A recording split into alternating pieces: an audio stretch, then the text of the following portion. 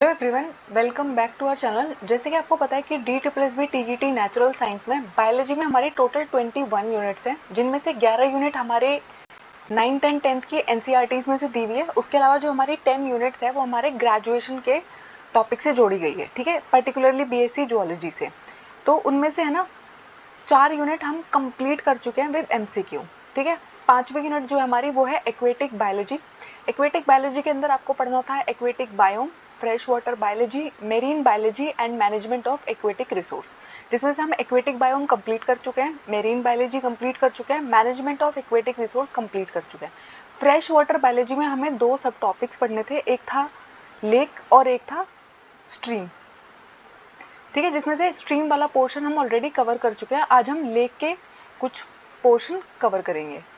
अंदर आपको क्या क्या सब टॉपिक्स पढ़ने हैं, ओरिजिन एंड क्लासिफिकेशन पढ़ना है, लेक एज एन इकोसिस्टम पढ़ना है, लेक के बारे में मोर्फोमीट्री पढ़नी है, फिजियोकेमिकल कैरेक्टरिस्टिक्स पढ़नी है, न्यूट्रिएंट साइकिल्स पढ़नी है, ठीक है। तो ये सारे सब टॉपिक्स हमें लेक के लिए पढ़ने हैं। तो लेक होती क्या है? तो अगर आप एक नेचुरली अकरिंग वाटर बॉडी को देखोगे, ठीक है, अर्थ के सरफेस पर जो प्रेजेंट होती है उसे हम क्या बुलाते हैं? लेक बुलाते हैं। तो लेक का जो ओरिजिन है, हमें क्या पढ़ना है, इसका जो नेक्स्ट सब टॉपिक हमारा है वो क्या है? लेक का आपको ओरिजिन पढ़ना है, ठीक है, किस तरीके से ओरिजिनेट होती है। तो लेक के जो फॉर्मेशन है, बनने के जो प्रोसेस है वो क्या क्या हो सकते हैं? टेक्टोनिक मूवमेंट हो सकता है और एक्सोजिनस प्रोसेस हो सकते हैं, ठीक है। तो जो लेक के बनने के हमारे प्रोसेस है उसमें सबसे पहला आता है टेक्टोनिक। टेक्टोनिक के अंदर आता है हमारे इरोजन की वजह से बना हो या फिर वॉल्केनिक एक्टिविटी। तो टेक्टोनिक की वजह से जो हमारी लेक्स बनी होती है, तो इसमें क्या होता है, जब आपकी लेक के बनने का कारण क्या होता है, आपकी जो कॉन्टिनेंटल प्लेट्स है, आपको पता है हमारा जो पूरा का पूरा अर्थ है उसके नीचे बहुत सारी प्लेट्स है, ठीक है, वो आपस में है ना मूव करती रहती है, तो उन्हें हम क्या बुलाते हैं? कॉन्टिनेंटल प्लेट्स बुलाते हैं। तो उनके बीच में जब है ना मूवमेंट हो रही होती है, उसकी वजह से कभी कभी लेक बन सकती है। कोई अर्थक्वेक आया और उसने एक गड्ढा बना दिया जिसमें बाद में पानी भर गया, तो उसे हम क्या बोलते हैं? लेक बोलेंगे। फॉल्टिंग की वजह से या फिर वॉल्केनो फटने की वजह से, ठीक है, वॉल्केनिक एक्टिविटीज़ की वजह से, अगर इनमें से किसी भी रीजन की वजह से आपकी लेक बन गई है तो इसको हम क्या बोलते हैं? टेक्टोनिक रीजन बोलते हैं। यानी कि ये टेक्टोनिक रीजन है किस चीज़ का? लेक फॉर्मेशन का। उसके बाद आता है एक्सोजिनस प्रोसेसेस, ठीक है। अगर आपकी लेक इस वजह से बनी है कि आपके जो ग्लेशियर्स है उनका जो मूवमेंट हो रहा है उनकी वजह से एक होलो स्पेस क्रिएट हो गया है, वैली क्रिएट हो गई है और उसके अंदर जो है पानी भर गया है, तो वो क्या बन जाएगी? आपकी ग्लेशियर मूवमेंट की वजह से लेक बन जाएगी। कभी कभी क्या होता है, आपके कुछ ऐसे स्टोन्स होते हैं, रॉक्स होते हैं, बड़े बड़े ऐसे स्टोन्स एंड रॉक्स होते हैं, जब वो डिजोल्व कर जाते हैं पानी की वजह से, वो डिजोल्व कर जाते हैं और वहाँ पे ना बहुत सारा स्पेस खाली हो जाता है, तो लाइमस्टोन डिसोल्यूशन की वजह से भी आपकी लेक बन सकती है। जब मैंने आपको बताया था रिवर के बारे में, जब हम पढ़ रहे हैं, तो हमारी रिवर है ना जब बहुत स्पीड से फ्लो करके जा रही होती है तो वो स्नेक लाइक मूवमेंट कर रही होती है, जिसको हम क्या बोलते हैं? मियांडर्स बोलते हैं। तो कभी कभी है ना जब वो मियांडर्स बना रही होती है तो क्या करती है, उसका एक पोर्शन जो होता है वो ऑक्सबो लेक को फॉर्म कर देता है। ये जो आपकी ऑक्सबो लेक होती है ये रिवर्स के मियांडर्स के द्वारा क्रिएट की जाती है, ठीक है। जो इसका शेप होगा वो कैसा दिखेगा? ऑक्सबो की तरह दिखेगा। उसके अलावा कभी कभी जब आप डैम्स बना रहे होते हो तो डैम्स की वजह से जो इरोजन होता है उसकी वजह से भी लेक क्रिएट हो जाती है। कभी कभी ऐसा होता है कि उल्का पिंड आके गिरे, उन्होंने ना हमारे अर्थ के सरफेस में क्रेटर्स कर दिए, बहुत सारे बड़े बड़े गड्ढे कर दिए, ठीक है, या फिर हमारे वॉल्केनिक इरप्शंस के दौरान बहुत सारे बड़े बड़े पत्थर है ना, उन्होंने ज़मीन में और भी गड्ढा कर दिया, तो उसमें अगर आपका पानी फिल हो गया तो ये क्या बन रही है? आपकी लेक्स बन रही है। तो आपके लेक्स के बनने के 2 प्रोसेस हो सकते हैं, एक होता है टेक्टोनिक और एक होता है एक्सोजिनस। तो ये सारे के सारे फैक्टर्स जो होते हैं वो आपके लेक फॉर्मेशन के लिए इंपॉर्टेंट रोल प्ले करते हैं। नेक्स्ट है आप लेक को कैसे कैसे क्लासीफाई कर सकते हो, आपको क्लासिफिकेशन पढ़ना है लेक का। तो लेक को है ना आप ओरिजिन के बेसिस पे कैसे कैसे क्लासिफाई कर सकते हो। टेक्टोनिक लेक्स, तो ऐसी लेक जो टेक्टोनिक प्लेट मूवमेंट की वजह से, वॉल्केनिक एक्टिविटी की वजह से बनी है, तो ऐसी भी लेक होती है। उसके अलावा जो रिवर की मियांडर्स है, ठीक है, यानी कि रिवर जो है मियांडर्स की फॉर्म में जब जाके ट्रैवल कर रही थी, उसने जो लेक बना दी ऑक्सबो शेप की, उनको हम क्या बोलते हैं? ऑक्सबो लेक बोलते हैं। तो इस बेसिस पे क्लासीफाई, यानी कि शेप के बेसिस पे क्लासीफाई हो रही है। क्रेटर लेक्स, ठीक है, ऐसी लेक जो है ना क्रेटर्स की वजह से बनी, वॉल्केनिक इरप्शंस की वजह से जो बड़े बड़े पत्थरों ने गड्ढे कर दिए उनकी वजह से बनी, उसको हम क्या बुलाते हैं? क्रेटर लेक बुलाते हैं। नेक्स्ट है हमारा सॉल्ट लेक। तो कुछ आपके ऐसी झीलें होती हैं जिनमें फ्रेश वाटर होता है, कुछ ऐसी झीलें होती हैं जिनके अंदर आपको खारा पानी देखने को मिलता है, ठीक है। तो हमारी ऐसी लेक जिनके अंदर है ना कोई भी नेचुरल वाटर आउटलेट नहीं है, ठीक है, और उनके अंदर है ना पानी इतनी स्पीड से एवोपरेट करता है कि बहुत ज़्यादा हाई सॉल्ट कंटेंट उसके अंदर प्रेजेंट रह जाता है, ठीक है। तो ऐसी झीलों को हम क्या कहते हैं, नमक की झीलें बोलते हैं, सॉल्ट लेक बोलते हैं, ठीक है। उसके अलावा हमारी लेक किस किस रीजन की वजह से बन सकती है, लैंडस्लाइड हुई उसकी वजह से वहाँ पर कोई स्पेस बन गया, उसमें पानी फिल हो गया, तो भी हमारी लेक बन सकती है। ग्लेशियर्स ने मूवमेंट की, उन्होंने वैली क्रिएट कर दी, वहाँ पर लेक बन सकती है, ठीक है। वैली का इरोजन हो गया, वहाँ पर लेक बन सकती है।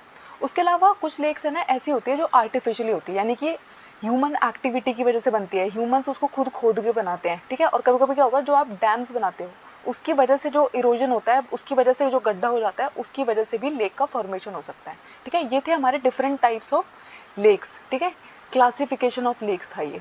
उसके बाद है ना हमारी लेक न्यूट्रिएंट के बेसिस पे भी क्लासिफाई हो सकती है। तो न्यूट्रिएंट के बेसिस पे क्या होता है, पहली आपकी जो लेक का टाइप हो सकता है वो होता है ओलिगोट्रॉफिक लेक। तो ओलिगोट्रॉफिक लेक ना ऐसी लेक होती है जिसके अंदर है ना न्यूट्रिएंट्स जो होते हैं वो बहुत कम होते हैं, और इसलिए उसका जो पानी होता है वो बहुत ही साफ होता है, और उसको आप उसके अंदर है ना आपको जो पौधे हैं वो भी कम देखने को मिलेंगे। तो ओलिगोट्रॉफिक लेक वो होती है जिसके अंदर है ना अभी न्यूट्रिएंट्स का जो लेवल है वो बहुत कम है, उसका जो पानी है वो आपको एकदम साफ दिखाई देगा, ठीक है। ये है हमारी ओलिगोट्रॉफिक लेक। दूसरी होती है हमारी मीसोट्रॉफिक लेक, तो जिसमें है ना तो बहुत कम न्यूट्रिएंट्स है ना बहुत ज़्यादा, यानी कि मॉडरेट लेवल ऑफ प्रोडक्टिविटी है, जिसके अंदर ना आपको न्यूट्रिएंट्स देखने को मिलेंगे ना तो बहुत लो न्यूट्रिएंट्स देखने को मिलेंगे, ना बहुत ही हाई न्यूट्रिएंट्स देखने को मिलेंगे। मीडियम लेवल ऑफ न्यूट्रिएंट इनके अंदर प्रेजेंट रहता है, और इनका पानी भी आपको ज़्यादातर है ना साफ ही दिखाई देगा। कंपैरिजन अगर आप करोगे तो साफ ही पानी दिखाई देता है, और इसके अंदर है ना आपको अब ज़्यादा एक्वेटिक प्लांट्स देखने को मिलेंगे as compared to oligotrophic lake, ठीक है। सबमर्ज प्लांट आपको यहाँ पे देखने को मिलेंगे। उसके बाद जो हमारा नेक्स्ट टाइप होता है वो होता है यूट्रॉफिक लेक। तो ऐसी जो हमारी लेक होती है ना, यूट्रिफिकेशन के प्रोसेस की वजह से बनी है ये लेक्स, ठीक है। तो इनके अंदर ना बहुत हाई बायोलॉजिकल प्रोडक्टिविटी होती है, इनके अंदर है ना बहुत सारे आपको प्लांट्स देखने को मिलेंगे। क्यों? क्योंकि इसके अंदर है ना बहुत ज़्यादा न्यूट्रिएंट्स हैं। तो मैंने आपको प्रीवियस क्लासेस में बताया हुआ है कि एक प्रोसेस होता है जिसको हम बोलते हैं यूट्रिफिकेशन। यूट्रिफिकेशन का मतलब होता है जब हमारे शुरू में लेक बनती है तो उसके अंदर है ना न्यूट्रिएंट्स का लेवल बहुत कम होता है, पानी बहुत साफ होता है। जैसे जैसे उसमें है ना न्यूट्रिएंट्स ऐड होते चले जाते हैं, जैसे कि नाइट्रोजन का लेवल इंक्रीज होगा, फॉस्फोरस का लेवल इंक्रीज होगा, उसकी वजह से एल्गल ब्लूम आता है, बहुत ज़्यादा फाइटोप्लैंक्टन्स ग्रो कर जाते हैं, बहुत ज़्यादा एल्गी ग्रो कर जाती है, ठीक है। तो ऐसी लेक को हम क्या बुलाते हैं, जिसके अंदर नाइट्रोजन एंड फॉस्फोरस कंटेंट बहुत हाई होता है, यूट्रोफिक लेक बुलाते हैं, ठीक है। तो इसके अंदर बहुत ज़्यादा न्यूट्रिएंट्स हैं, और अब इसका जो पानी होगा ना वो आपको साफ दिखाई नहीं देगा। क्यों साफ दिखाई नहीं देगा? बहुत ज़्यादा एल्गी ग्रो कर जाती है, तो इसका पानी है ना आपको ग्रीन ग्रीन दिखाई दे रहा होता है, ठीक है। तो इनको हम क्या बोलते हैं, यूट्रॉफिक लेक बोलते हैं। इसके अंदर न्यूट्रिएंट्स बहुत हाई है। अब न्यूट्रिएंट्स हाई कैसे हो गए? एक तो होता है डायरेक्टली हमारे एटमॉस्फेयर की वजह से बहुत सारे जो न्यूट्रिएंट्स है वो इसमें ऐड हो रहा है। दूसरा होता है ह्यूमन एक्टिविटी। अगर आपने ना फॉस्फेट कंटेनिंग फर्टिलाइज़र डाला, वो जाकर इसमें अगर ऐड हो जा रहा है, हमारी लेक में जाके वो मिक्स हो जा रहा है, तो फॉस्फेट का लेवल बढ़ जाएगा। अगर उसके अंदर ह्यूमन एक्टिविटीज़ की वजह से, ठीक है, फॉस्फोरस एंड नाइट्रोजन का लेवल इंक्रीज़ हो रहा है, तो भी उसके अंदर नाइट्रोजन एंड फॉस्फोरस का लेवल इंक्रीज़ हो जाएगा, तो न्यूट्रिएंट्स का लेवल हाई हो जाएगा। ऐसी लेक को हम क्या बुलाते हैं? यूट्रॉफिक लेक बुलाते हैं। ये हमारे डिफरेंट टाइप्स ऑफ लेक्स थे, ठीक है। तो हमने क्या क्या पढ़ा? लेक का ओरिजिन पढ़ा, लेक का क्लासिफिकेशन पढ़ा। अब हम पढ़ेंगे लेक एज एन इकोसिस्टम, ठीक है। तो लेक का जो स्ट्रैटिफिकेशन होता है वो मैं आपको ऑलरेडी बता चुकी हूँ, ठीक है। जो हमारी सबसे पहली क्लासेस थी उनमें मैंने आपको बताया था कि हमारे लेक्स में है ना आपको डिफरेंट डिफरेंट लेयर्स देखने को मिलती है, ठीक है। एपिलिम्नियन, हाइपोलिम्नियन, ठीक है, ये सारे लेयर्स आपको देखने को मिलते हैं, उसको आप वहीं से देख सकते हैं।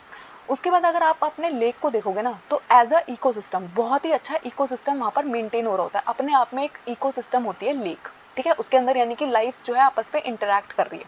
तो अगर आप लेक को देखोगे उसके अंदर है ना आपको बहुत सारे फाइटोप्लैंक्टन्स देखने को मिलते हैं जो क्या करते हैं, फोटोसिंथेसिस करते हैं। और किस जोन में प्रेजेंट होते हैं? ये मोस्टली एपिलिम्नियन जोन, ठीक है। तो हमारी लेक का जो एपिलिम्नियन जोन होता है उसके अंदर बहुत सारे फाइटोप्लैंक्टन्स प्रेजेंट है जो क्या करते हैं, सनलाइट प्रेजेंट है, ठीक है। तो वहाँ पे वो क्या करेंगे, फोटोसिंथेसिस कैरी आउट कर देते हैं। यही जो हमारे फाइटोप्लैंक्टन्स होते हैं इनको खा लेते हैं स्मॉल जू प्लैंक्टन्स, ठीक है। तो जू प्लैंक्टन्स इनको खा लेंगे। उसके बाद है ना इन जू प्लैंक्टन्स को कौन खा लेगा? जो स्मॉल स्मॉल इंसेक्ट है, स्मॉल फिशेज है, वो इन जू प्लैंक्टन्स को खा लेती है। तो ये हमारी लेक के अंदर की जो फूड साइकिल है, इकोसिस्टम है, उसको हम पढ़ रहे हैं, ठीक है। ये जो हमारी स्मॉल फिशेज है इनको कौन खा लेगा? हमारी लार्ज फिशेज खा जाएगी, ठीक है। और उस फिश को कौन खा जाता है? मोस्टली हम खा जाते हैं। लार्ज फिश को कौन खा जाएगा? हम खा जाएंगे, ठीक है। तो ये क्या है, फूड वेब, फूड साइकिल जो चल रही होती है हमारी लेक के अंदर। बहुत सारे न्यूट्रिएंट्स आपको मिलेंगे लेक के बॉटम के अंदर, ठीक है। नाइट्रोजन एंड फॉस्फोरस का लेवल जब इंक्रीज हो जाता है यूट्रिफिकेशन की वजह से, ठीक है। और भी बहुत सारे न्यूट्रिएंट्स प्रेजेंट होते हैं प्रोफंडल जोन के अंदर। तो आपको पता है जो हमारी लेक का बॉटम वाला जोन होता है उसको हम क्या बुलाते हैं? प्रोफंडल जोन बुलाते हैं, ठीक है। उसके अलावा है ना, नाइट्रोजन एंड फॉस्फोरस जो प्रेजेंट है वो क्या करते हैं, एल्गल ब्लूम लेके आते हैं। एल्गल ब्लूम का मतलब होता है, जब यूट्रोफिकेशन मैंने आपको पढ़ाया था तो मैंने आपको बताया था कि नाइट्रोजन फॉस्फोरस जो होते हैं वो क्या करते हैं, एल्गी को ग्रो करने में मदद करते हैं। और एल्गी इतना ग्रो कर जाती है, इतना ग्रो कर जाती है कि पूरी की पूरी जो हमारी लेक है ना, उसके जो अपर सरफेस है उसको कवर कर लेती है। इसलिए जब आप लेक देखोगे ना, आपको ब्लू कलर नजर नहीं आएगा, आपको ग्रीन कलर नजर आएगा, पूरे पे एल्गी ग्रो कर गई है। लेकिन इसकी वजह से क्या होता है, हमारे लिए प्रॉब्लम क्रिएट हो जाता है, क्योंकि अब सनलाइट नीचे पेनिट्रेट नहीं कर पाती है और नीचे की जो एक्वेटिक लाइफ है वो डिस्टर्ब होने लग जाती है, वो मरने लग जाती है। तो पूरा का पूरा अगर ये एल्गल ब्लूम वाली प्रॉब्लम ना हो रही हो, यूट्रिफिकेशन का प्रॉब्लम ना हो रहा हो, तो आपने देखा कि कैसे वहाँ अपने आप में लेक इतने सारे न्यूट्रिएंट्स उसके अंदर प्रेजेंट है, इतने सारे एनिमल्स और प्लांट्स उसके अंदर प्रेजेंट है कि वो अपना एक इकोसिस्टम आराम से मेंटेन कर पाती है। ठीक है, तो नाइट्रोजन का जो कंटेंट होता है वो ज़्यादा होता है एज़ कम्पेयर टू फॉस्फोरस, और ये जो न्यूट्रिएंट्स है ये क्या कर देते हैं, लेक के अंदर यूट्रिफिकेशन का प्रोसेस कर देते हैं। ठीक है, नेक्स्ट टॉपिक है, आपको है ना न्यूट्रिएंट साइकिल्स पढ़नी है। तो आपको है ना 3 साइकिल्स पढ़नी है, एक है नाइट्रोजन, एक है फॉस्फोरस और एक है सल्फर। तो सबसे पहले आती है हमारी नाइट्रोजन साइकिल। तो आपको पता है नाइट्रोजन जो है वो हमारी बॉडी के लिए बहुत ही इंपॉर्टेंट है। ठीक है, हमारे बॉडी के फ्रेमवर्क में बहुत सारे हमारे जो इंपॉर्टेंट कंपोनेंट्स है वो किसके बने हुए हैं, नाइट्रोजन के बने हुए हैं। आपको पता है जो हमारा डीएनए होता है उसके अंदर भी नाइट्रोजन प्रेजेंट होता है। ठीक है, प्लांट को भी नाइट्रोजन बहुत हाई कंटेंट में चाहिए होता है, उसकी ग्रोथ के लिए भी प्लांट को भी नाइट्रोजन चाहिए, बहुत सारे एनिमल्स को भी नाइट्रोजन चाहिए। ठीक है, तो नाइट्रोजन हमारे लिए बहुत ही इंपॉर्टेंट होता है। ठीक है, हमारे नेचर में है ना सबसे अबंडेंट गैस है नाइट्रोजन गैस। ठीक है, अगर आप अपने एटमॉस्फेयर की बात कर रहे हो जिसमें बहुत सारी गैसेस प्रेजेंट है, तो 78% क्या प्रेजेंट है, नाइट्रोजन गैस प्रेजेंट है। बट इतना अबंडेंट होने के बाद भी ना इसको आप डायरेक्टली यूज़ नहीं कर सकते, यानी कि हवा में अगर नाइट्रोजन घूम रही है ना, आप ये नहीं सोच सकते कि आज तो मैंने बहुत सारी नाइट्रोजन यूज़ कर ली, खा ली मैंने तो बहुत सारी नाइट्रोजन, ऐसा नहीं होता है। ठीक है, नाइट्रोजन गैस जो आपके नेचर में प्रेजेंट है उसको हम डायरेक्टली यूज़ नहीं कर सकते, इवन प्लांट्स भी उसको डायरेक्टली यूज़ नहीं कर सकते, तो लेक में रहने वाले एनिमल्स और प्लांट्स भी उसको डायरेक्टली यूज़ नहीं कर पाएंगे। तो नाइट्रोजन किस फॉर्म में यूज़ होता है, मोस्टली अमोनिया और नाइट्रेट्स। ठीक है, तो अमोनिया, नाइट्रेट्स, नाइट्राइट्स इस फॉर्म में यूज़ किया जाता है उसको बाय प्लांट्स एंड एनिमल्स। ठीक है, तो जो नाइट्रोजन गैस प्रेजेंट है उसको हम नेचर में डायरेक्टली यूज़ नहीं कर सकते। तो क्या होता है, हमारी जो लेक होती है उसमें मैंने आपको बताया यूट्रिफिकेशन प्रोसेस की वजह से, एनिमल एंड प्लांट्स के डिकम्पोजिशन की वजह से उसके अंदर जो चल रहा होता है, क्या होता है, बहुत सारा नाइट्रोजन हमारी लेक्स के अंदर प्रेजेंट है। ठीक है, तो वहाँ पर जो नाइट्रोजन प्रेजेंट है, एयर में जो नाइट्रोजन प्रेजेंट है जिसको हम डायरेक्टली यूज़ नहीं कर सकते, तो उसको हम क्या करते हैं, हमारे पास है ना कुछ बैक्टीरिया होते हैं जो हमारे नाइट्रोजन को यूजेबल फॉर्म में कन्वर्ट कर देते हैं, जिनको हम क्या बोलते हैं, नाइट्रोजन फिक्सिंग बैक्टीरिया बोलते हैं। ठीक है, तो जो हमारे एयर में नाइट्रोजन प्रेजेंट है उसको हम डायरेक्टली यूज़ नहीं कर सकते, तो हम क्या करते हैं, कुछ बैक्टीरिया और ब्लू ग्रीन एल्गी की हेल्प लेते हैं, जो उसको किस फॉर्म में कन्वर्ट कर देंगे, हमारे नाइट्रोजन को वो अमोनिया में कन्वर्ट कर देंगे with the help of nitrogenase enzyme. ठीक है, इन बैक्टीरिया के पास क्या होता है, नाइट्रोजिनेज एंजाइम प्रेजेंट होता है, और जो उसको किस में कन्वर्ट कर देते हैं, अमोनिया में कन्वर्ट कर देते हैं। तो हमारा जो NH4 होता है यहाँ पे, ठीक है, इसको अब है ना ऑर्गेनिज्म यूज कर सकते हैं। अमोनिया जो हमें मिल गया ना उसको एनिमल्स यूज कर सकते हैं, फाइटोप्लैंक्टन्स भी इस नाइट्रोजन को यूज कर सकते हैं। ठीक है, जब फाइटोप्लैंक्टन्स इस नाइट्रोजन को यूज करेंगे, फोटोसिंथेसिस करेंगे, इसको कौन खा जाएगा, जू प्लैंक्टन्स खा जाएंगे। अब है ना हमारी लेक्स के अंदर अमोनिया 2 फॉर्म में मिल सकता है। कैसे कैसे प्रेजेंट हो सकता है, एक तो हो सकता है बहुत सारी फिशेज हमारी लेक में रह रही होती है। ठीक है, और आपको पता है फिश का जो एक्सक्रीटरी प्रोडक्ट होता है वो क्या होता है, अमोनोटेलिक होती है। फिश जो होती है वो अमोनोटेलिक होती है। अमोनोटेलिक का मतलब होता है उनका जो एक्सक्रीटरी प्रोडक्ट होता है वो क्या होता है, अमोनिया होता है। और आपको पता है अमोनिया जो होता है ना हाईली पॉइजनस होता है, टॉक्सिक होता है। ठीक है, तो फिशेज जो अपना एक्सक्रीटा पानी के अंदर निकाल रही है, लेक के अंदर निकाल रही है, उसको हम क्या बोलते हैं, अमोनिया बोलते हैं। ठीक है, उसके अलावा अगर कोई भी प्लांट और एनिमल की डेथ हो गई है लेक के अंदर, उनकी बॉडी से जब डिकम्पोजिशन हो जाएगा ना, तो क्या होगा, नाइट्रोजन रिलीज हो जाएगी। ठीक है, तो इस तरीके से लेक के अंदर नाइट्रोजन रिलीज हो रही होती है। ठीक है, एक्सक्रीशन और एनिमल और प्लांट्स की डिकम्पोजिशन से। अब क्या होगा, अमोनिया जो बहुत ही टॉक्सिक है, जिसको डायरेक्टली तो यूज़ नहीं कर पाएंगे हमारे लेक का इकोसिस्टम, तो क्या होता है, अमोनिया रिएक्ट करता है पानी के साथ और क्या बना लेता है, अमोनियम हाइड्रोक्साइड एक बना लेता है। अमोनियम हाइड्रोक्साइड जो होता है ये लेस टॉक्सिक होता है एज कम्पेयर टू अमोनिया। ठीक है, अमोनिया को अगर आप डायरेक्टली देखोगे ना तो उसको आप डायरेक्टली यूज़ नहीं कर पाओगे, बहुत टॉक्सिक रहता है वो बहुत सारे ऑर्गेनिज्म के लिए, इसलिए तो उनका वेस्ट प्रोडक्ट भी क्या है, बॉडी को भी लग रहा है कि ये सही प्रोडक्ट नहीं है, तो उसको भी वो बाहर निकाल रहे हैं। ठीक है, तो अब क्या होगा, आपका जो अमोनिया आपको मिल गया है, पहले आपके पास नाइट्रोजन गैस थी, नाइट्रोजन गैस किस में कन्वर्ट हो गई है, अमोनिया में कन्वर्ट हो गई है with the help of nitrogen fixing bacteria. ठीक है, और ब्लू ग्रीन एल्गी। अब क्या होगा, अब इस अमोनिया को जो हमारी लेक के अंदर प्रेजेंट है, जिसको फिशेस ने एक्सक्रीट किया है, जिसको हमारे प्लांट और एनिमल्स जो हमारी लेक के अंदर मर गए हैं उनकी तरफ से जो नाइट्रोजन रिलीज हुआ है, उसको हम क्या करेंगे, नाइट्रिफिकेशन का प्रोसेस करेंगे। अब अमोनिया किस में कन्वर्ट हो जाएगा, नाइट्रेट में कन्वर्ट हो जाएगा, ठीक है। और ये नाइट्रेट किस में कन्वर्ट हो जाएगा, नाइट्राइट में कन्वर्ट हो जाएगा। और ये जो फॉर्म होती है ना नाइट्रेट एंड नाइट्राइट्स, इसको मोस्टली हमारे प्लांट्स यूज करते हैं। इस फॉर्म में प्लांट को पसंद होता है हमारा नाइट्रोजन, ठीक है। तो कभी कभी क्या, एक बार DSSB ने यही चीज़ पूछी है कि अमोनिया का वो कौन सा फॉर्म है जिसको प्लांट्स यूज़ करते हैं। तो आपके जो नाइट्राइट एंड नाइट्रेट होते हैं ना, इनको हमारे प्लांट्स यूटिलाइज करते हैं, ठीक है। तो नाइट्रेट, नाइट्राइट और अमोनिया होते हैं ना, वो ऐसे फॉर्म है नाइट्रोजन के जिनको ऑर्गेनिजम्स यूज़ कर सकते हैं। डायरेक्टली जो हवा में नाइट्रोजन प्रेजेंट है उसको आप यूज़ नहीं कर पाओगे, सबसे अबंडेंट है। उसके बाद होता है हमारा डीनाइट्रिफिकेशन का प्रोसेस। तो जब प्लांट्स इसको यूज़ कर लेते हैं, एनिमल्स ने इसको यूज़ कर लिया, उसके बाद जब प्लांट्स और एनिमल्स की डेथ होगी ना, तो डीनाइट्रिफिकेशन प्रोसेस में क्या होता है, नाइट्रोजन फिर से है ना नाइट्रोजन के जो कंपाउंड्स बने थे डिफरेंट नाइट्रेट, नाइट्राइट, अमोनिया, ये किस में कन्वर्ट हो जाते हैं, दोबारा से नाइट्रोजन गैस में कन्वर्ट हो जाते हैं और दोबारा से एटमॉस्फेयर में रिलीज हो जाते हैं। और इसी तरह हमारा पूरा नाइट्रोजन साइकिल चलता रहता है। आपको जो यहाँ पे मेजर फोकस करना है वो आपको फोकस करना है कि लेक के अंदर कैसे कैसे रिलीज हो रहा होगा हमारा नाइट्रोजन, ठीक है। तो नाइट्रोजन एटमॉस्फेयर में प्रेजेंट है, कितने परसेंट है, 78% है, ठीक है। उसके बाद क्या होगा, डीकम्पोजिशन के थ्रू आपको मिलेगा, ठीक है। आपके लेक्स के अंदर क्या होगा, डेथ और डिके जब होगा, आपके जो एनिमल्स है वो जो एक्सक्रीशन करेंगे उसके थ्रू क्या होगा, आपके लेक के अंदर नाइट्रोजन रिलीज हो जाएगा, ठीक है। डिफरेंट फॉर्म में जब वो उसे यूज़ कर लेंगे और उनकी डेथ हो जाएगी तो वो दोबारा से कहाँ चला जाता है, हमारे एटमॉस्फेयर के अंदर चला जाता है, ठीक है। हमारे प्लांट उसे किस फॉर्म में यूज़ करते हैं, नाइट्रेट एंड नाइट्राइट, ठीक है। तो हमारे प्लांट्स उसको इस फॉर्म में यूज़ करते हैं। लेक के अंदर आपको अमोनिया कैसे कैसे मिल सकता है, जो आपके फिशेज होते हैं वो क्या करते हैं, अमोनिया को रिलीज करते हैं। और डीनाइट्रिफिकेशन का मतलब होता है जब आपका नाइट्रोजन दोबारा से एटमॉस्फेयर में नाइट्रोजन की फॉर्म में चला जाता है, उसको हम क्या बोलते हैं, डीनाइट्रिफिकेशन बोलते हैं। नाइट्रिफिकेशन किसको बोलते हैं, जब हम अपने अमोनिया को नाइट्रेट एंड नाइट्राइट्स में कन्वर्ट करते हैं उसको हम क्या बोलते हैं, नाइट्रिफिकेशन बोलते हैं, ठीक है। ये हमारी पूरी साइकिल होती है।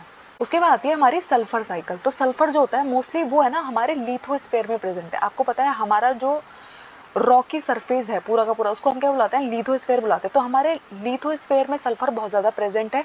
उसके अलावा हमारी बॉडी में सल्फर हमें कहाँ चाहिए, जो हमारी बॉडी के अंदर कुछ अमाइनो एसिड्स है ना, मिथियोनिन एंड सिस्टीन, इनके अंदर एक कंपोनेंट होता है सल्फर, ठीक है। तो यानी कि मेरी बॉडी में अगर ये अमाइनो एसिड्स बनने हैं तो मेरी बॉडी को सल्फर ज़रूर चाहिए होगा। उसके अलावा कुछ मिनरल्स में भी ज़रूरी होता है, प्रोटीन के अंदर ज़रूरी होता है। तो सल्फर का जो मोस्ट स्टेबल फॉर्म है ना वो क्या हुआ, SO4 2- होता है वो, ठीक है। SO4 2- जो होता है वो स्टेबल फॉर्म होता है सल्फर का। सल्फर हमारे लिथोस्फीयर रॉक में प्रेजेंट है। जब है ना रॉक की वेदरिंग हो रही होती है, यानी कि बारिश आ रही है, ठीक है, सनलाइट निकल रही है धीरे धीरे, यानी कि आपका रॉक जो है वो स्मॉल स्मॉल पार्टिकल्स में टूटता जा रहा है, तो उसके अंदर से सल्फर रिलीज होते जा रहा है। तो वेदरिंग का जो पूरा प्रोसेस होता है उसके अंदर आपका सल्फर रिलीज होने लग जाता है, ठीक है। तो आपका सल्फर क्या होगा, उसके अलावा क्या तरीका है, किस तरीके से वो आपके वाटर बॉडी में, यानी कि मोस्टली लेक में कैसे पहुंचेगा। तो आपकी लेक में अगर ऐसे वाले रॉक्स प्रेजेंट है जिनके अंदर सल्फर है तो वहाँ से रिलीज होएगा। उसके अलावा दूसरा क्या होता है, वॉल्केनिक इरप्शन से रिलीज होता है। आपके जो एनिमल्स और प्लांट्स है उनकी जब डेथ होती है तो जैसे उनके अंदर से नाइट्रोजन निकलेगा ना, उसके अंदर से सल्फर भी उनकी बॉडी से आपको मिल जाएगा। उसके अलावा आपके जो फॉसिल फ्यूल्स है, ठीक है, तो फॉसिल फ्यूल की बर्निंग से भी क्या होता है, सल्फर डाइऑक्साइड निकल रहा होता है, सल्फर ट्राइऑक्साइड निकल रहा होता है। उसके बाद जब ये पार्टिकल्स हमारे ऊपर जाते हैं तो क्या करते हैं, पानी के साथ मिक्स होकर ये क्या बना लेते हैं, सल्फ्यूरिक एसिड बनाते हैं। और जब ये पानी दोबारा से आपकी लेक के अंदर जाके गिरेगा, ठीक है, एसिड रेन की फॉर्म में, जब वो लेक्स में दोबारा से जा रहा है प्रेसिपिटेशन के थ्रू, जब दोबारा से जा रहा हो तो उसके अंदर भी क्या प्रेजेंट रहेगा, सल्फर प्रेजेंट रहता है हमारी एसिड रेन के अंदर, ठीक है। एटमॉस्फेयर में प्रेजेंट है तो जब भी बारिश होगी तो वो नीचे गिरेगा, तो आपके लेक्स के अंदर सल्फर इन तरीकों से आता रहता है। तो सल्फर जो होता है वो एटमॉस्फेयर में रिलीज कैसे होगा, जब आपके रॉक्स की वेदरिंग हो रही होती है और किस में कन्वर्ट हो जाता है, वो सल्फेट में कन्वर्ट हो जाता है। इन सल्फेट को क्या करता है, हमारे जो माइक्रो ऑर्गेनिजम्स है, प्लांट्स है, वो इनको यूज़ कर लेते हैं और ऑर्गेनिक फॉर्म में कन्वर्ट कर देते हैं। अभी तक जो हमारा सल्फर आपके पास प्रेजेंट था ना, वो इनऑर्गेनिक फॉर्म में था। जैसे ही उसको प्लांट्स एंड एनिमल्स यूज़ करना स्टार्ट कर देते हैं तो वो क्या बन जाता है, ऑर्गेनिक फॉर्म में बन जाता है। अब आपके प्लांट्स और एनिमल्स के अंदर जो अमाइनो एसिड्स बनने हैं तो अब वो किस फॉर्म में कन्वर्ट हो गया है, ऑर्गेनिक फॉर्म में कन्वर्ट हो गया है, ठीक है। तो ये ऑर्गेनिक सल्फर जो होता है इसको एनिमल्स कंज्यूम कर लेते हैं। सोचो प्लांट्स के अंदर है ना बहुत सारा सल्फर प्रेजेंट है, उनके अंदर जो अमाइनो एसिड्स है उनके अंदर वो प्रेजेंट है। उस प्लांट को वहाँ पर जो एनिमल्स रह रहे हैं, लेक के अंदर जो एनिमल्स रह रहे हैं, उन्होंने खाया तो क्या होगा, उनके अंदर चला गया, ठीक है। जब वो एनिमल्स मरेंगे तो क्या होगा, डिकम्पोजिशन होगा, उन एनिमल्स का डिकम्पोजिशन होगा और सल्फर दोबारा से या तो सॉइल में चला जाएगा या फिर हमारी जो लेक का बॉटम है उसके अंदर सेडिमेंट होने लग जाएगा। ठीक है, तो इस तरीके से हमारी साइकिल चलती रहती है, हमारी सल्फर साइकिल चलती रहती है। अब देखो सल्फर साइकिल में क्या होता है, वोल्केनिक इरप्शन से सल्फर रिलीज होगा, सल्फर डाइऑक्साइड रिलीज हो रहा है, हाइड्रोजन सल्फाइड रिलीज हो रहा है, ये सब मिलके क्या बना रहे हैं, SO3 बना रहे हैं। फिर ठीक है, सल्फ्यूरिक एसिड मिलके बारिश के साथ होके नीचे गिरा। ठीक है, अब क्या हो रहा है, ये हमारी लेक्स में, ओशियंस में मिक्स हो गया है। ठीक है, अब क्या होगा, वहाँ पर जो हमारे जू प्लैंक्टन्स, फाइटोप्लैंक्टन्स थे उन्होंने सल्फर को यूज़ कर लिया। ठीक है, अपनी बॉडी में उन्होंने यूज़ कर लिया। ठीक है, आपके जो फाइटोप्लैंक्टन्स प्रेजेंट है उनकी बॉडी के अंदर अब सल्फर प्रेजेंट है। ठीक है, उसको खाया जू प्लैंक्टन्स ने, फिशेज ने, एनिमल्स ने, इस तरीके से उसकी साइकिल चल रही होती है। ठीक है, आपके प्लांट्स और एनिमल्स जब इसको यूज़ कर रहे हैं, ठीक है, और जब इन प्लांट्स और एनिमल्स की डेथ होगी, इनका डिकम्पोजिशन होगा, तो क्या होगा, आपके जो सल्फेट है दोबारा से वो क्या होंगे, उसका लेवल मेंटेन होता रहेगा, साइकिल इसी तरीके से रिपीट होती रहेगी। ठीक है, तो ये होती है हमारी सल्फर साइकिल। तो आपको पहले मालूम होना चाहिए कि हमारा में सल्फर कहाँ पर प्रेजेंट है। ठीक है, तो सल्फर है ना, जैसे हमारे पास नाइट्रोजन गैस प्रेजेंट होती है ना, सल्फर उतना रिच नहीं है। मोस्टली वो किसके अंदर प्रेजेंट होता है, रॉक्स के अंदर ज़्यादा प्रेजेंट होता है। तो जब रॉक की वेदरिंग होती है वहाँ से होगा। उसके बाद जब आप अपने फॉसिल फ्यूल को बर्न करते हो, ठीक है, बहुत सारा इंडस्ट्रीज़ ऐसी होती है वहाँ से सल्फ़र रिलीज़ होता है। ठीक है, सल्फ़र रिलीज़ होगा, वो क्या करेगा, वाटर के साथ मिक्स करेगा और H2SO4 की फॉर्म में आके पानी में गिर जाएगा। ठीक है, उस पानी में जो सल्फ़र है उसको यूज़ कर लेंगे प्लांट्स और एनिमल्स। ठीक है, और इसी तरीके से उनके डिकम्पोजिशन के बाद सल्फ़र इसी तरीके से साइकिल चलती रहेगी। उसके बाद आती है फॉस्फोरस साइकिल। तो फॉस्फोरस जो होता है वो भी लिविंग ऑर्गेनिजम्स के अंदर बहुत ज़्यादा इंपॉर्टेंट होता है। आपके जो बोन्स है उनके अंदर फॉस्फोरस प्रेजेंट है, आपके जो टीथ है उनके अंदर फॉस्फोरस प्रेजेंट है, आपका जो DNA RNA का स्ट्रक्चरल फ्रेमवर्क है उसके अंदर फॉस्फोरस प्रेजेंट होता है। आपको पता है ना, हमारे DNA की जो बैकबोन बनी हुई है वो किससे बनी हुई है, फॉस्फोरस से बनी हुई है। ठीक है, तो और हमारी जो ATP होती है, एडिनोसाइन ट्राईफॉस्फेट, तो देखो फॉस्फेट वर्ड, तो फॉस्फोरस है ना हमारी बॉडी में, हमारी लाइफ में बहुत ज़्यादा इंपॉर्टेंट है। प्लांट्स के अंदर भी बहुत इंपॉर्टेंट है, एनिमल्स के अंदर भी बहुत इंपॉर्टेंट है, माइक्रो ऑर्गेनिजम्स के अंदर भी बहुत इंपॉर्टेंट है। तो फॉस्फोरस जो होता है वो भी बहुत इंपॉर्टेंट रोल प्ले करता है। फॉस्फोरस भी है ना मोस्टली रॉक्स के अंदर मिलता है। ठीक है, तो रॉक्स के अंदर प्रेजेंट होता है, तो जैसे ही रॉक की वेदरिंग होती है, ठीक है, तो यहाँ से फॉस्फोरस रिलीज होना शुरू कर देता है। ठीक है, उसके अलावा क्या होगा, जब बारिश होगी, ठीक है, बारिश के साथ बहुत सारा फॉस्फोरस लेक में आ रहा होगा। उसके अलावा जो आपकी रिवर्स बह रही होती हैं, जो कहीं कहीं से मिक्स होकर आ रही होती है, फर्टिलाइजर के साथ मिक्स हो रही है, फॉस्फेट कंटेनिंग फर्टिलाइजर के साथ मिक्स हो रही है, यूट्रिफिकेशन के प्रोसेस में जब हम बहुत सारा फॉस्फोरस हमारी लेक्स के अंदर पहुंच रहा है। ठीक है, तो इन सब सोर्सेज से हमारी लेक के अंदर फॉस्फोरस आ जाता है। ठीक है, फॉस्फोरस जो होता है वो भी आपको ऑर्गेनिक फॉर्म में भी मिल सकता है, इनऑर्गेनिक फॉर्म में मिल सकता है। तो जब आपको रॉक्स के थ्रू मिल रहा है तो वो क्या है, इनऑर्गेनिक फॉर्म है। जब इसको है ना प्लांट्स और एनिमल्स अपनी बॉडी में ले लेंगे, एसिमिलेट करना शुरू कर देंगे, तो उसको हम क्या बोलते हैं, ऑर्गेनिक फॉर्म बोलते हैं। तो यहाँ पे क्या होगा, आपके जो फाइटोप्लैंक्टन्स हैं वो अपनी ग्रोथ के लिए नाइट्रोजन एंड फॉस्फोरस को यूज़ करते हैं। मैंने आपको बताया था ना, जब है ना नाइट्रोजन और फॉस्फोरस का लेवल इंक्रीज हो जाता है तो हमारे फाइटोप्लैंक्टन्स ग्रो करना शुरू कर देते हैं, एल्गी की ग्रोथ बहुत ज़्यादा इंक्रीज हो जाती है। ठीक है, फिर ये जो हमारी एल्गी अब इतनी ज़्यादा बढ़ गई है तो इनको कौन खा जाएगा, हमारे जू प्लैंक्टन्स खा देंगे। जू प्लैंक्टन्स को कौन खा जाएगा, एक्वेटिक एनिमल्स खा जाएंगे। और जब ये जू प्लैंक्टन, फाइटोप्लैंक्टन, एक्वेटिक एनिमल, इनकी डेथ होती है, इनका डिकम्पोजिशन होता है, तो फॉस्फोरस क्या होगा, इनकी बॉडी से रिलीज हो जाएगा और लेक के अंदर रिलीज हो जाएगा। ठीक है, कभी कभी आपको क्या होता है, बहुत सारा ऐसा फॉस्फोरस होता है जो सेडिमेंट की फॉर्म में सेटल हो जाता है हमारी लेक के बॉटम में। ठीक है, उसके अलावा जो हमारे एनिमल होते हैं वो भी एक्सक्रीट करते हैं कभी कभी फॉस्फोरस का लेवल भी। ठीक है, अब जो फॉस्फोरस का लेवल होता है वो क्या करता है, एल्गी की ग्रोथ को बहुत ज़्यादा इंक्रीज कर देता है। नाइट्रोजन एंड फॉस्फोरस जो है वो यूट्रिफिकेशन के प्रोसेस में बहुत इंपॉर्टेंट रोल प्ले करते हैं। एल्गी की ग्रोथ बहुत ज़्यादा इंक्रीज हो जाती है, इतनी इंक्रीज हो जाती है कि पूरे के पूरे हमारे लेक के सरफेस को ये कवर कर लेता है। लेकिन इसके लिए ना हमारे लिए एक प्रॉब्लम हो जाती है, जब हमारी एल्गी पूरी ग्रो कर जाती है ना तो क्या करती है, सनलाइट सही से पेनिट्रेट नहीं कर पाएगी। अब सनलाइट सही से पेनिट्रेट नहीं करेगी तो क्या प्रॉब्लम आता है हमारे लिए, सनलाइट पेनिट्रेट नहीं करेगी तो नीचे के जो एक्वेटिक एनिमल्स हैं उनकी मोर्टेलिटी बढ़ने लग जाती है, हमारी जो फिशेज है, जू प्लैंक्टन्स है, वो मरने लग जाएगी। तो जो हमारा इकोसिस्टम पूरा का पूरा चल रहा था ना, लेक के अंदर जो इकोसिस्टम चल रहा था वो डिसबैलेंस होने लग जाता है। ठीक है, तो जब है ना एक टाइम के बाद होगा, एल्गी बहुत ग्रो कर गई, फिर इसकी एल्गी की भी तो डेथ होगी। मैंने आपको पहले भी पढ़ाया था ना, जब मैंने आपको यूट्रिफिकेशन पढ़ाया था कि पहले तो एल्गी बहुत ज़्यादा ग्रो कर जाती है पर नीचे वाली जो एल्गी है वो मरने लग जाती है, डिकम्पोज होने लग जाती है। तो इसको हम क्या बुलाते हैं, ब्लूम एंड क्रैश बुलाते हैं। पहले इसने ब्लूम किया, ग्रो किया, बहुत आगे बढ़ी लाइफ में, और उसके बाद क्या किया, क्रैश कर गई, मर गई। ठीक है, अब इस डिकम्पोजिशन की वजह से फॉस्फोरस का लेवल जो है वो दोबारा से साइकिल की फॉर्म में इस तरीके से चलता रहेगा। अब ये देखो फॉस्फोरस साइकिल में क्या होता है, हमारे जो रॉक्स है उनके अंदर फॉस्फेट रॉक के अंदर बहुत सारा प्रेजेंट है, सेडिमेंट्स के अंदर प्रेजेंट है, ठीक है। अब ये जो डिजोल्व है, जो कुछ सेडिमेंट से घुल के, पत्थरों से घुल के आ रहा है, उसको कौन यूज करना शुरू कर देंगे, हमारे मेरीन प्लांट्स को कौन खा जाएंगे, मेरीन एनिमल्स, और फिर से जब उनकी डेथ हो जाएगी तो फिर से डिजोल्व फॉस्फेट इंक्रीज होता रहेगा, ठीक है। उसके अलावा जो आपके रॉक्स होते हैं, जब उनकी वेदरिंग और इरोजन होता है तो उस सोर्स से आपके लेक्स के अंदर क्या आता रहता है, फॉस्फेट का लेवल आता रहता है।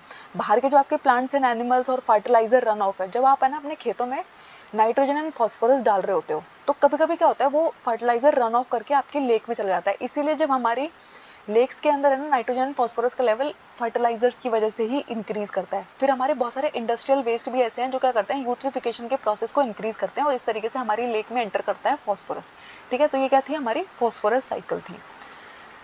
उसके अलावा कुछ बच्चों ने मुझे बोला है कि मैम केमिस्ट्री एंड फिजिक्स के सब टॉपिक करा दीजिए। देखिए मैंने आपको पहले ही बताया कि मैं केमिस्ट्री एंड फिजिक्स के कौन से टॉपिक्स कराऊंगी, ठीक है। मैंने आपको मैन मेड मटेरियल करा दिया है, उसके अलावा मैं आपको एनर्जी, सोर्सेज ऑफ एनर्जी कराऊंगी और कंजर्वेशन कराऊंगी, ठीक है। उसके अलावा आपके जो चैप्टर्स है वो आपको कोई भी अच्छे केमिस्ट्री के चैनल से देख लेने हैं, फिजिक्स के चैनल से देख लेना है। आपको नीट लेवल देखने की जरूरत नहीं है। आप कह रहे हो ना कि नीट लेवल दिया हुआ है, नीट लेवल हम कैसे देखेंगे, तो आप एक काम कर सकते हो, आपको नीट लेवल देखने की जरूरत नहीं है, आप 9-10 की एनसीईआरटी लेवल देखिए, ठीक है। बहुत सारे चैनल्स ऐसे ही प्रेजेंट होते हैं जो 9-10 के बच्चों के लिए बनाए जाते हैं, जिसमें आप है ना केमिस्ट्री और फिजिक्स वहाँ से देख सकते हो, ठीक है। उसके अलावा किसी ने मुझे बोला है कि 11th एंड 12th की बायो करा दो, तो 11th एंड 12th की बायो हम करेंगे। पहले हमारा है कि बहुत ही जल्दी मेरे को ये वाली यूनिट कंप्लीट करनी है, एक्वेटिक बायोलॉजी, ठीक है। एक्वेटिक बायोलॉजी के बाद आपके बीच बीच में है ना 9-10th के लेक्चर्स भी आया करेंगे बायो के, ठीक है। उसके अलावा मैंने आपकी साइंस पेडागोजी स्टार्ट कर दिया है, तो साइंस पेडागोजी का पहला लेक्चर आ गया है, ठीक है। साइंस पेडागोजी के सारे प्रीवियस ईयर क्वेश्चंस मैं आपको कराने की कोशिश करूंगी। थैंक यू, आई होप आपको इसमें कोई डाउट नहीं है। अगर कोई डाउट है तो मुझे कॉमेंट्स में ज़रूर बताइएगा। हमारे चैनल को शेयर कीजिएगा, सब्सक्राइब कीजिएगा, लाइक कीजिएगा।